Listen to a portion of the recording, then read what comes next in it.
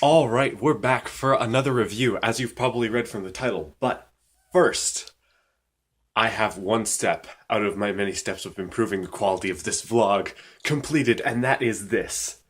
This is the Google Pixel 2 XL. This phone will hopefully increase my video quality so that I can make better videos every day. Now, this is one of two of my steps to making better vlogs. Mic is still to come. You'll probably see that in a couple weeks. But first, let's switch over to this. Ready? All right. So this is my old phone, the LG G3. It has served me well for the past 2 years, but it's getting old, and I think it's time to go. They're on like the G6 now. This is like 3 generations old. It wasn't even the latest one when I bought it, but it was good for what I bought it for. Now, we are on the newest and the best smartphone camera that is on the market currently. I would love to get a DSLR, but I ain't got that kind of budget right now. So, without further ado, let's get on to the video review because, let's face it, that's what you probably actually tuned in for. Let's get started.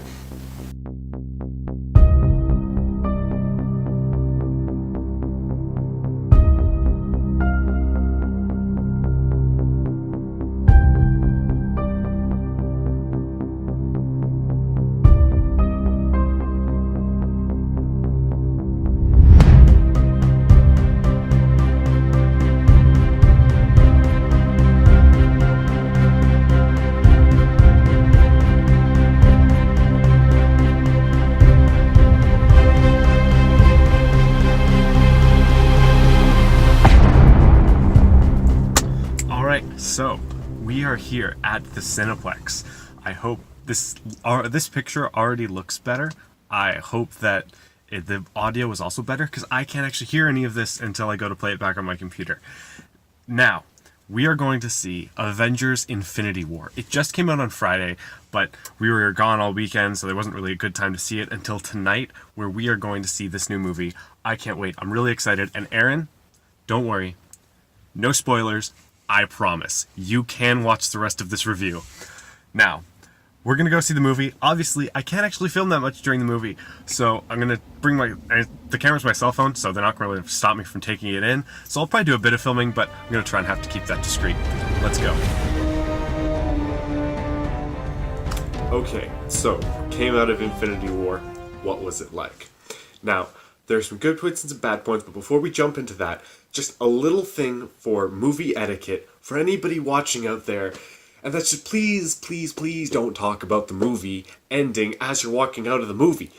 There are some people who are walking out of the movie, and they were talking about the ending of the movie when there was people lined up to watch the next showing of the movie. It's not just wait until you're out of earshot or out of the theater. Just please don't do that. That is not nice at all. Okay, so now that's out of the way, let's get down to business. Infinity War. There were some really good points to this. Since they had all of the characters, for the most part, pretty fleshed out, they could get into some new character development. They could have two characters interacting with each other that haven't met before, and you could see how that interaction played out, but they didn't have to give full backstories for each of them. So you didn't have, with all of these characters, you didn't have all of this backstory going on. Now the second point is that Thanos doesn't really feel like your CGI beat-em-up bad guy. He actually has character motivations that you can understand, and he really doesn't feel like a character who's just there to beat down on heroes and then get beat down on and have big fights. He's actually there to advance a story. There's a plot line, there's a character arc just with him and of himself. And I think they did a really good job of not making him super generic. Now the third point I really liked is that every character that was in the movie got some screen time, got some moments. I feel like anybody who's a fan of any of those characters would feel like they did get to see their characters in action. Even if it's not as much as their own full movie, it's still, there's a lot of characters to balance, and you want to make sure all of them get some screen time, and I think they did a really good job of balancing all of that. Now, for the cons. The movie can be a bit jumpy. There's so many characters, so many things going on, so many places. You know, you can be jumping around from place to place, story like plot line to plot line, and you can get a bit lost if you're not paying attention between them. They do a good job of making sure that you can string all of the events together, but it still can be a bit jumpy between all of the different scenes.